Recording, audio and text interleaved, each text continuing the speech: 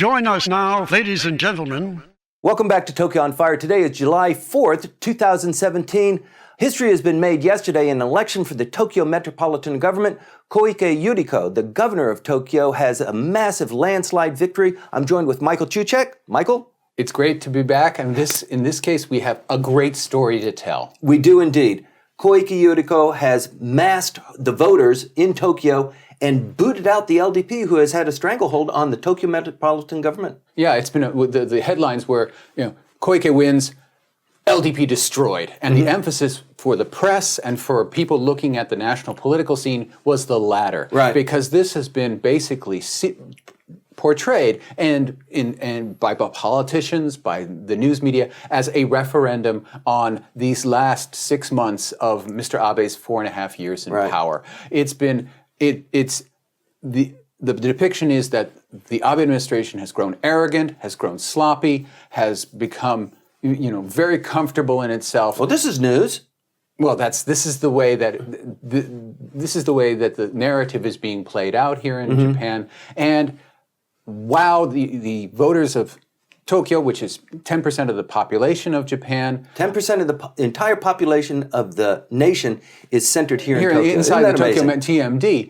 That 10% gave a smashing victory to the governor and a party that's only been around basically for a month. Right. Ever since she took it over on June the 1st. That she was able to just knock them out all over the city, so that right now, whereas they had a plurality in the previous assembly, now they are equal with their one-time ally, the Komeito, 23 seats each, which is a huge humiliation and the worst drubbing that the LDP has ever suffered. Unlike today, the weather was really pleasant on Sunday. They had about a 37% turnout, which was relatively... No. That was a mistake by NHK. Eventually, everyone redid the counts, and it was actually one of the highest rated in terms of voter turnout elections in the last 25 years. How could they make such a mistake like that? And NHK does, when it makes its announcements, it does it based on figures that are old, and the next day's paper had it straight. 51.27%. That is huge. Yeah, it's much better than it was. 7 points up plus... from the last election, which means that we can really talk about this as being a referendum. Right. Well, I mean, sure, it's only 10% of the nation's voters, but this has been LDP land. The LDP had a huge block of seats in the previous assembly, so that they were far and away the most powerful party and had done very, very well. They'd received 36% of the vote in the last election. Here, they collapsed to 22% with this new party grabbing over 33% of the vote. This party from out of nowhere. Right. And suddenly, we have a whole new ballgame. Specifically, we have a governor and her assembly which are on the same page. Basically, they take orders from her, blowing away the idea that the executive branch and the legislative branch have to be in some kind of tension. Right. They're her people, and she's going to be able to go from one reform to the next, and also look at a lot of things that the old guard did, and look at a lot of their old sweet deals. Dig that stuff up. Yeah, that's right. There's going to be a lot of shoveling out of the barnyard, and a lot of stuff's going to come out. And she's got the team in place. Michael, a lot of pundits say this wasn't so much a defeat of the LDP as it was a victory for Koike's new children. But I don't think it's really accurate to say it that way. Well, the new children, the thing is about them is that they are the underrepresented or the people who were otherwise forced to wait. A lot of them are women. Women have had a hard time getting into Japanese politics. Koike-san herself opened the door, and she made sure that she had a lot of attractive younger women as her candidates, and they just all swept into office. The victory was absolutely stunning. Was it a victory for them, or was it we don't like the LDP, so we're not going to vote for them, so who else is out there that kind of looks good? Is it that the dynamic that's at play? They can say that, and certainly this traditional opposition party, the DP, had a huge fall. But then again, many of its main candidates switched sides and joined Right. with You're going to see Koike. a lot more of that, aren't you? Well, we've seen a lot. We had a defection already yesterday from the executive of the DP, someone who's well placed up in the hierarchy. He defected and left the party yesterday That's pretty on the significant. national level. So they're in a shambles, and various and sundry people will have to be shuffled in and out. But the real story is that she brought excitement, she brought interest, and she brought people into politics who were in the waiting room.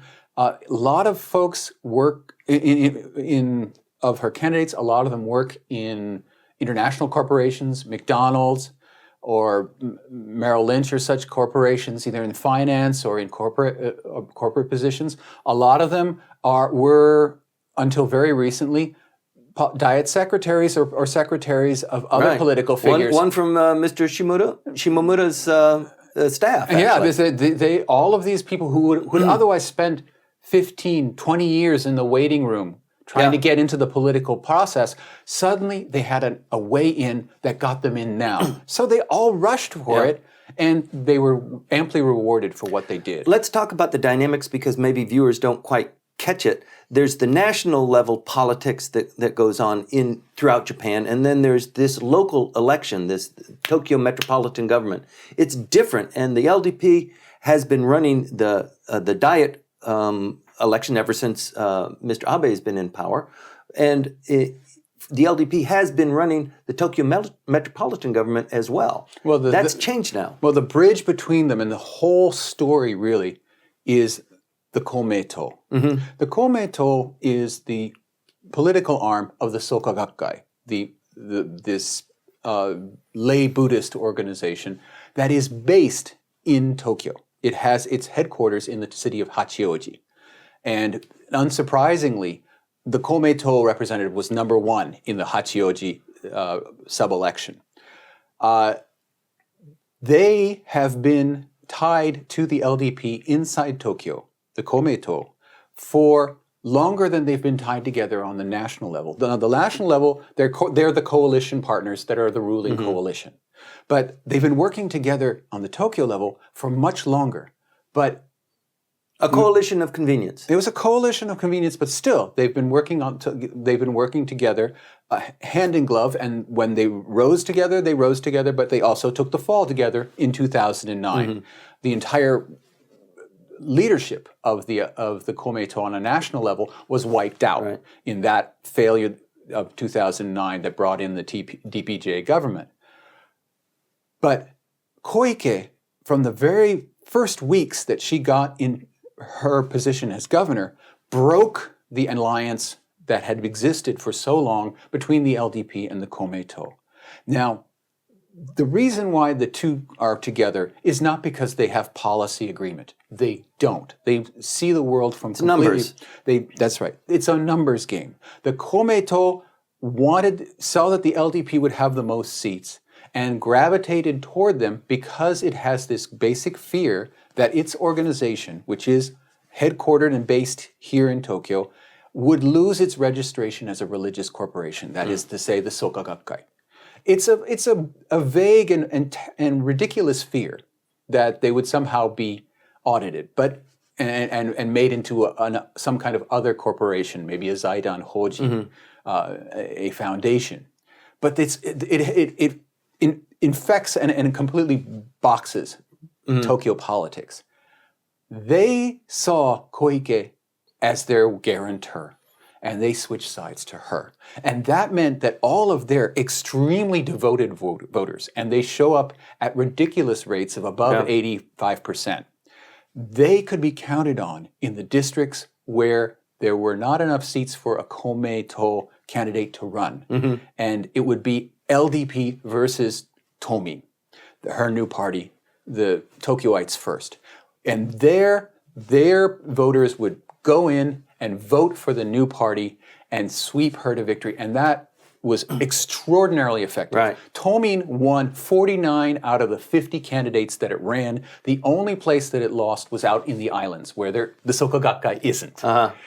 They won everything that they put down there, and we can only really put that to Komeito organization. Unbelievable. Yeah. Well, the LDP knew this before the election was called. I mean, this election is once every 4 years, and it's all the assembly seats go up for grabs. Yeah, but if they admitted that, then that would immediately point out the fact that the LDP, without the Komeito, which is the coalition Right. partner at the top, that without it, it is in peril. Right. And now that the Komeito has pushed Tomin and the governor into a position of control, the relationship that was very, very unstable on the national level, the Komeito has suddenly risen in stature. And the Komeito is not really interested in constitutional reform. And the Komeito is not really interested in militarization of Japan and is not interested in visits to Yasukuni by the prime minister. Right. So that even though he wasn't running, the prime minister has been taken down a whole bunch of notches in the coalition. But we should probably talk about within his own party. No, that's really the critical thing, because initially it was kind of a fair fight. I mean, we had Kakemundai, there were a couple of things going on, but as the election heated up, oh my gosh, there were they're talking about now 4 reasons why the LDP lost. They're indicating four individuals, and they're kind of blaming them. But these came up so powerfully just as the election was going on. Yeah, and those 4 individuals are by the acronym THIS. Yes. Toyoda Mayako, the member of who. Hage! Yeah, I would get her ire because I do not have anything on the top of my head aside from skin. That's an in-joke, folks. But it's based on a true story. Anyway, her having to resign from the LDP for because she was just explosive. She went hysterical. No, she was physically and mentally abusive of her staff. Hagiura, who promised that he had no connection to the Kakegakuen. Then, of course, on Facebook and on Twitter, there were photos of him with the director on Mr. Abe's deck up in Yamanashi, so he couldn't deny that he was connected. That and the fact he was also found to be an adjunct professor at one of the universities that they run, and therefore getting a salary from them. Inada, who said something incredible. Yes. I mean, she's a lawyer. She had to have passed constitutional law to get past the bar exam. She knows very well that public servants and the SDF are off limits. Off limits. You don't talk about them in connection with, please vote for me because I am your Minister of Defense. You're the Minister of Defense, and she said, as the Minister of Defense, on behalf of the SDF, on behalf of the ministry, vote for this local candidate. Absolutely forbidden. And her explanation was that she was misunderstood. Yeah.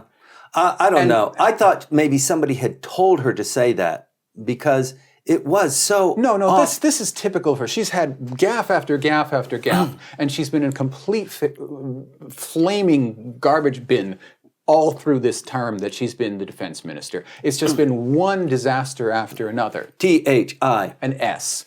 Shimomura. Our friend. Yes. His leadership of the Tokyo chapter went from bad to worse, and it started from the gubernatorial election last year, where they did not accept Koike as the LDP candidate when she came to them They picked a fight when they should have just been a little bit more genteel about it. But they never caught up from that. They kept doubling down on their having insulted her. Just like they did with Maekawa when he was talking about, the problem. And yes, well, you're visiting bars, aren't you? The thing is about those 4 is that they're all together. And the one thing that's behind them all is Abe. Abe, that's right.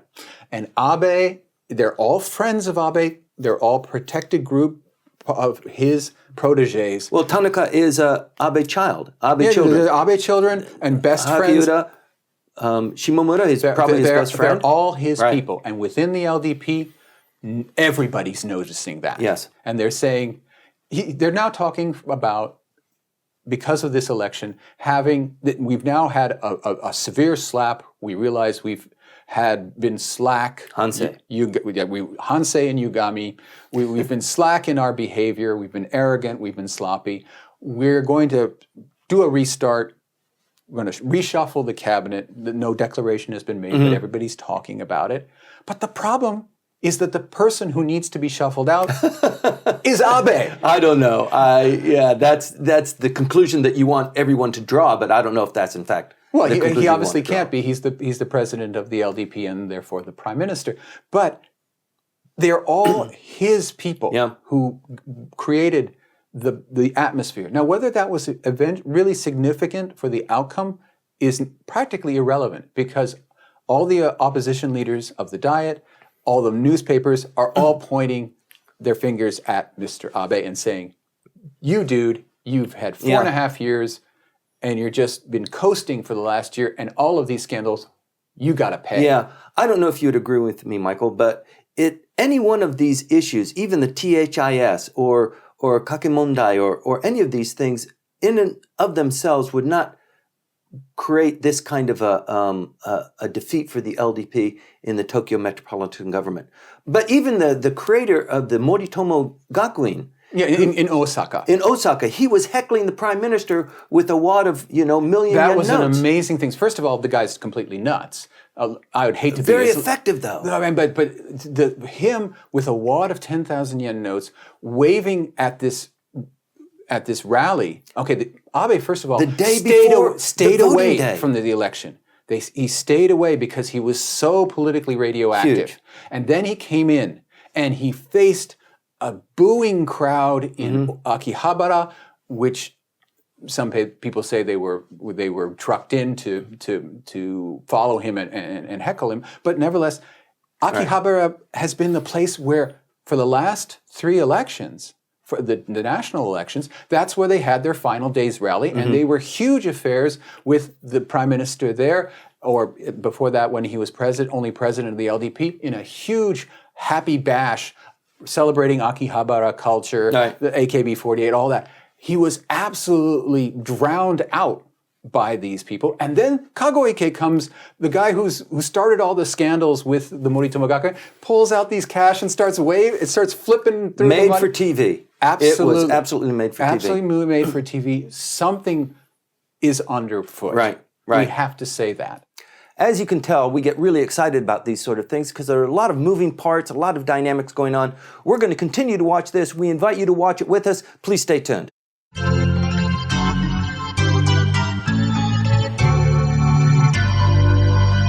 He who breaks the rules goes back to the house of pain.